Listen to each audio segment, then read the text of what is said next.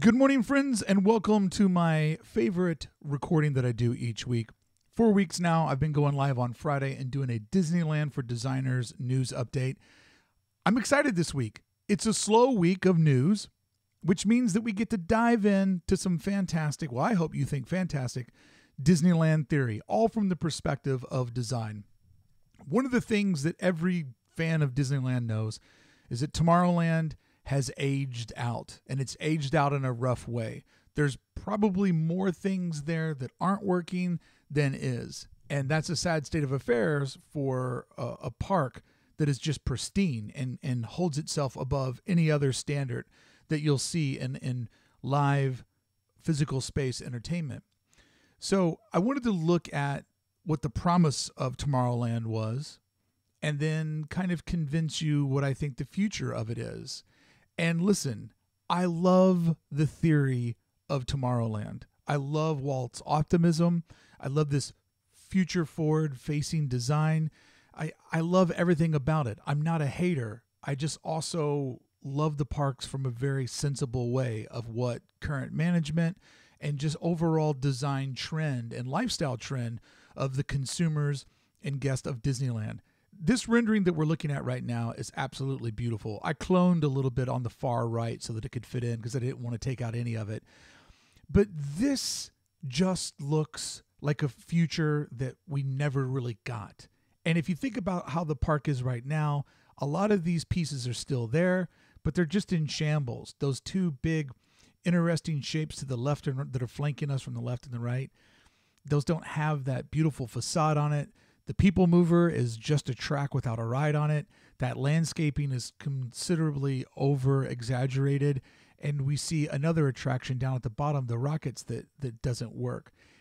If it looked this way and it was pristine, I would say never touch it. It's a museum piece, but they broke the magic. They got in there and they tinkled around with it, and it doesn't look this way.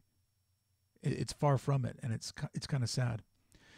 When you look at these renderings from back in the 50s when they were trying to figure out what the future could look like, all of the angles and curves that they use, it's just such an amazing masterpiece. If it would have got built out like this and if it stayed this way, once again, I would say this is a museum piece, never touch it. Once again, the future of space travel and exploration, and that man will always be moving forward and going further and further and further, discovering new things. Disneyland was going to embrace that spirit that basically man has had inside of him since the beginning of time. You know, that's how all the cities around the world were discovered, just by people being brave and going out across the ocean and hoping that there's a better life out there for them. This optimism is so perfectly instilled in these designs. I love the almost the old car wing on that Douglas sign there. You see a little bit of Space Mountain off there on the edge. And I always love they just kind of throw those palm trees in there to remind you that you are in Southern California. When you think about these renderings and how they would show you the promise of the future and how we would get to see a different system of city design, urban planning, and transportation, there's no way that people's minds just weren't blown seeing this. I mean, for you and I now, with the advent of CGI and all these amazing movies that we're treated with not once, twice, but 6, 10 times a year, it doesn't quite have that same charm. So I would always encourage you to try to look at Disneyland through the perspective of a 6-year-old kid and think about the world that they're in and what excites them. If I showed these to my nieces and nephews, they probably wouldn't have the same lust for it that maybe you or I do. This rendering of what Space Mountain could have been is just fantastic. I love sort of the blue sky planning that the Imagineers do, where they don't think about budgets, they don't think about constraints, they literally just go for it and just try to design something that is ambitious as possible. This is a sort of a rendering of where now Star Wars Launch Bay is, which is really just putting a Band-Aid on a very open and bleeding wound. If you look at this sort of urban planning and that nice grade that you would walk up to get to the second floor, and just all of the landscaping around it. If it still looked like this, and I know I'm repeating myself, I mean, people love Palm Springs because it pretty much looks untouched in most places. But Disney kept trying to predict the future, and so Tomorrowland got into the situation that it is, where it doesn't really predict the future. It looks outdated. It's just become very stagnant, and it's going to be interesting to see how this gets changed. Once again, let me just look at this rendering. That is a future that I would have loved to live in. All of just the walkways to get up to that upper level of the pavilion, you know, the S curves and the people mover, and people wearing suits and dresses to Disneyland. It was respected then. It wasn't put on your pajamas and head out to the park for a 4-hour ripper of churros.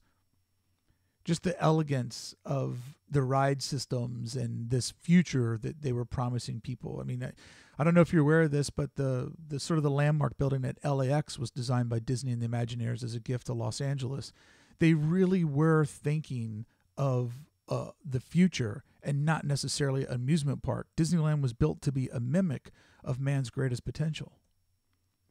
When you look at these very, very loose renderings, if I could have a magic paintbrush, as lame as that sounds, that would allow me to create any style I would want, it would be this. It would be able to be this loose, but this precise. And I just love sort of this loose, caught in the moment rendering of what is something different than every building around us. What's a different way of transportation? Like, what's the world we're living in upside down? And I think that this loose rendering, but so masterful in its layering and its composition, really shows that promise. This is what we got. This is the best version of what we got, because if you go there today, it doesn't look like this. It doesn't look like this at all. Well, there's some construction going on, but let's work around real quick. The Astro Orbiter, it doesn't have the anchor feeling that it needs. It either needed to be bigger, it either needed to have a different vibe to it, but it just looks, dare I say, amusement parkish. This is the adaptation of the People Mover, where they put the rockets on it. That's before my time as a Disneylander. It would be so neat if there's actually modern transportation going around. Look at that bended use of lights around the tree. Just something like that would feel so foreign and different other than what we got. And then let's go back over to the Astro Orbiter behind it. Look at that wood modern facade over there. Then when you work around and you see the murals that they have painted in this rendering, we don't have that. We have very low-grade sci-fi murals that quite honestly look like a science and art teacher collaborated over the weekend to fix up the gymnasium. It just doesn't look this way. It looks haphazard, half put together.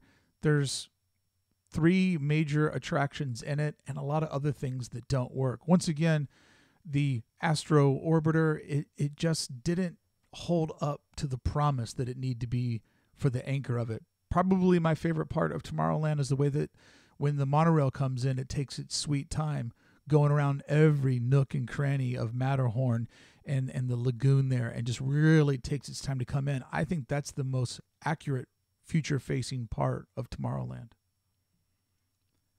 And once again, this was them trying to put a Band-Aid on it. And when you just look at this rendering of Tomorrowland 2055, it just feels so far off. And now it's even worse than this, because at least this has a consistency. Now it's just, a handful of things that don't really match. Space Mountain is adored by everybody, and I can't imagine it ever going away. But the rockets that are below me there on the screen, that's just a completely broken pile of junk sitting on top of a building.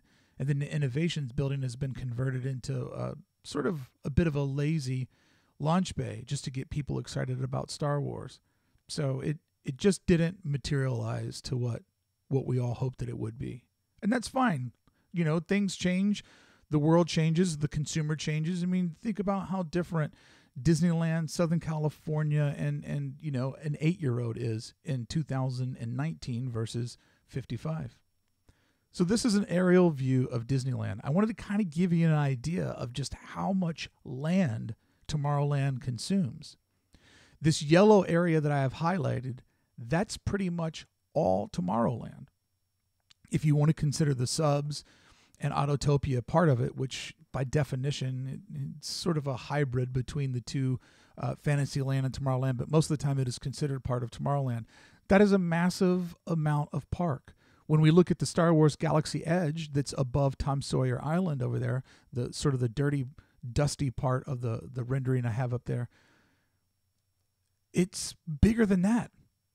And that's feeling of epic proportions because of the design techniques that they have with the forced perspective and really making you feel like you're in somewhere. So what's the idea? Do we really need space on both sides of the parks? Or is this an opportunity for something new? I personally would love to see that pink region that I just marked out become an extension of Fantasyland. Fantasyland, it has so much magic in it. It really still captures the hearts and imaginations of youngsters. And also, as we're trying to think of our world as more gender neutral, I feel like that this gives us the ability to do that storytelling and maybe take a little bit of the testosterone out of the park. Then what would we do with that smaller yellow area? Do we still need to tell the tale of the future? I think for the future of the park, that area needs to become more Main Street USA. And before you get mad, let me explain. Imagine a second entryway and exit out of the park, as it only is going to get more and more popular. This is a very, very expensive parcel of land. What this parcel of land, that yellow part there, what that's worth is unimaginable for the next 100 years.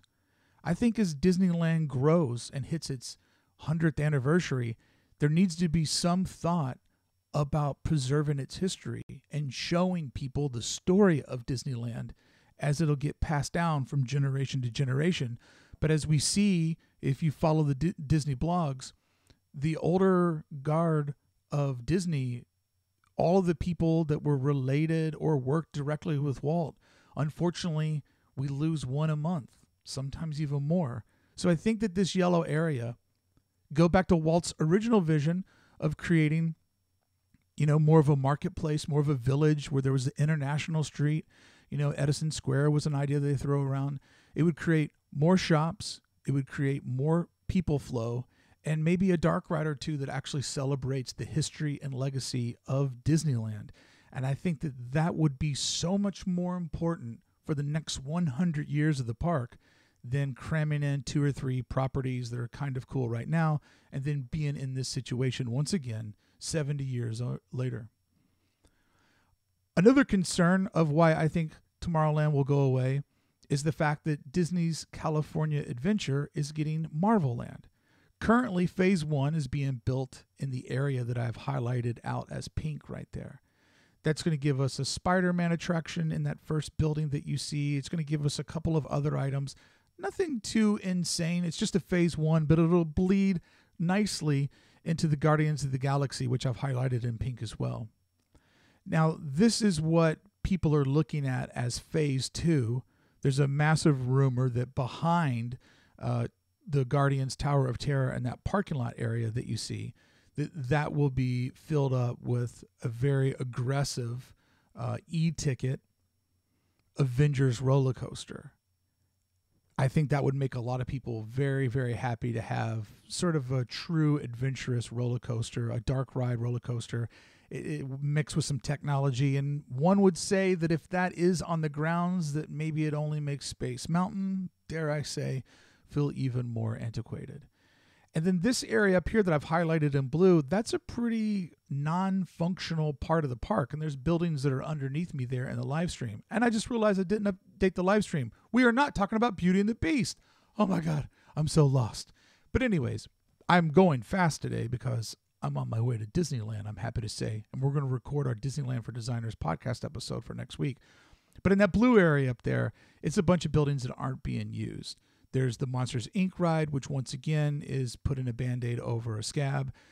That area could very easily go Marvel, creating this whole half, an area of extreme ventures.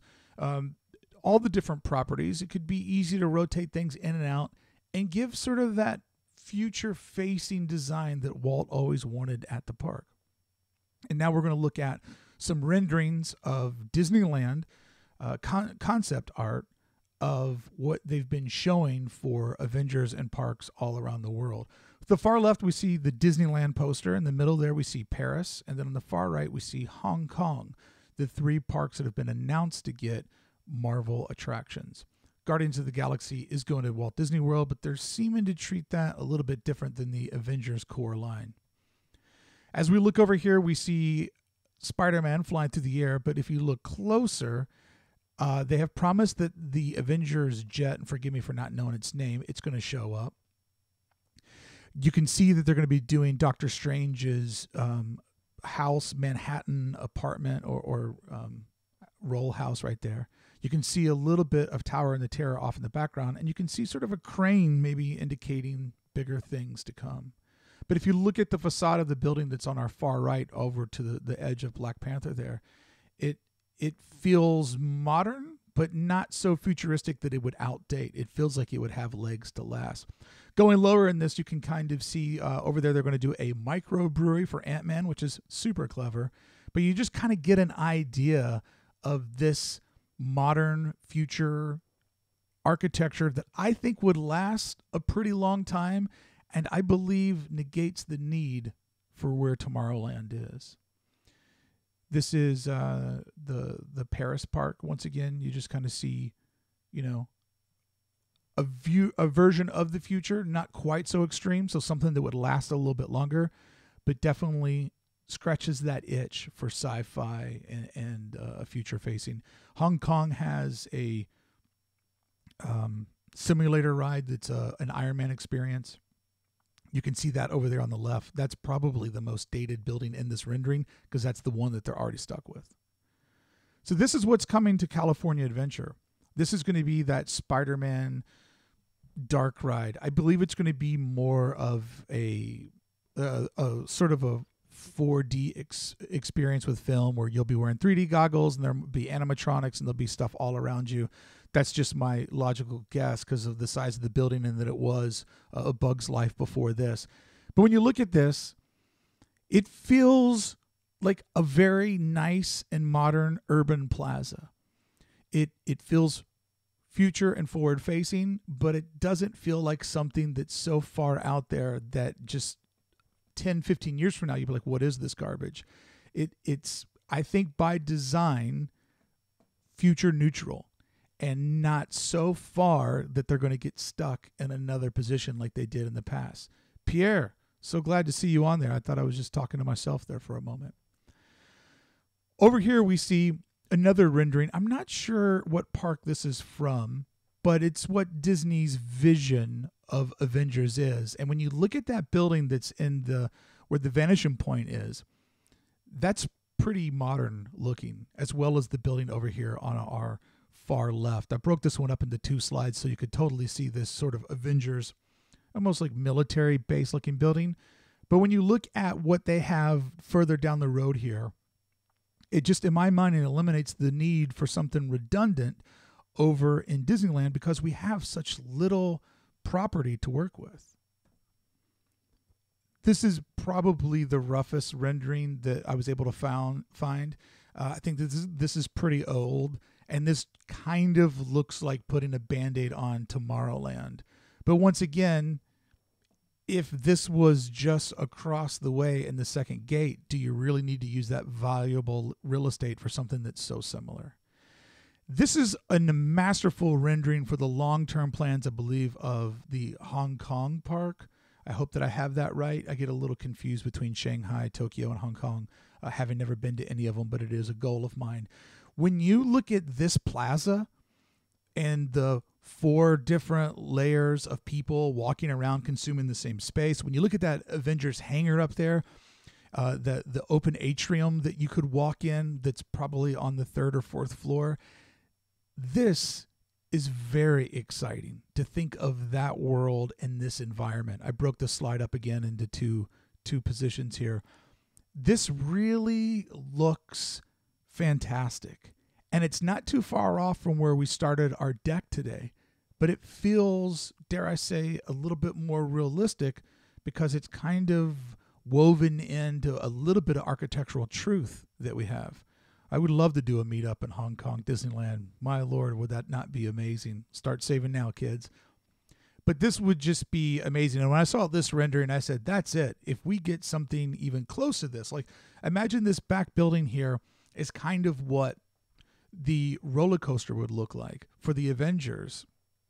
I mean, you have that as an anchor on the far, what is that, the far south side of the park. Why would you need anything up above it that's similar? This is what they're getting out at Walt Disney World for their very different Guardians of the Galaxy experience. We have the Tower of Terror that was converted over to Guardians of the Galaxy Mission Breakout. They're actually getting a fully enclosed dark ride roller coaster. But when you look at this facade, it looks very Tomorrowland. And I know that they're kind of, I think, set dressing with what they got and making it fit with things around it. But it just seems as if they've thought that our new idea of tomorrow happens to conveniently be attached to a property that young kids, older kids, boys and girls, everybody loves. With a movie like Black Panther, you can see them really trying to diversify the audience and the storytelling, and they're setting records for doing that. They might win an Oscar this weekend for that daring attempt there to really try to bring as many people in and tell superhero stories from every angle that everybody can grow up thinking that they have the right to be a superhero. So I really believe that they have taken this that has a lot of forward momentum and they've made that their vision of the future.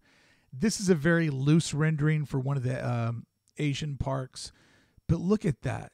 Look at walking through that big ribbon there and going into that display. Something like this would probably age faster than some of the other things that we've seen, but it's a really, really great attempt to put, maybe a little bit of sort of a Frank Gehry mindset into an amusement park. And I just thought it was fantastic. When we go in the interior of a couple of these attractions that have been released, we don't see too much of the inside. It just, once again, it looks like a hangar of a spacecraft. It looks very future. And here's a look at an Iron Man attraction. So what about Tron is what people are going to say. Let's put Tron in Tomorrowland. Well, I want to say this about the people that are begging for a Tron. One, I don't think that physically it fits in the parcel of land that's available. And I also feel like this Tron design doesn't have long legs of looking hip for, say, 100 years. And I also feel that if you have all this fun Marvel stuff happening over in California Adventure, I don't know if Tron's light cycles feels redundant or if it feels like more of the same. And that's all based on the idea if it would actually even fit in that area, because we're looking at this fantastic facade. Don't forget, there's always a show building not too far behind. This is a rendering of it next to Space Mountain. If you cleared out a lot of stuff, we could maybe get it to fit. But I just think that this looks like more of the same. It doesn't really feel like it's going to go the distance. And if you have this, do you really need the other? And I also feel like Tron is not a property that people are quite in love with as, say, more from the princess and fantasy camp of Disney, or just Disney history itself as we think about this piece of land in Tomorrowland for the next 100 years. That's not to say that I wouldn't love to enjoy this. It's a beautiful facade. It's a very different way of imagining an urban plaza or a building with those bubble shapes that roll around. It looks like something that would be built for an Olympics, not amusement park attraction. This is what the actual ride system is, if you're not aware. You basically get on a Tron light cycle. It looks pretty uncomfortable to lay at that area, but you can see that once you take off, you're going to start spinning around and around inside of that spheric dome that they have built. But when we look inside and we see renderings like this looks a lot like the Marvel Land that we just explored, that is for sure coming to Disney's California Adventure. This is a rendering that somebody did. I don't think this is official Disney, but this is pretty much just dropping Tron over the top. of Tomorrowland. I'm not excited about this. I feel like that this would be another Band-Aid. I feel like this would age out quickly. They would need to get some directors and some talent in there to make versions of Tron that people are going to care about today, much less 10, 20, 30 years.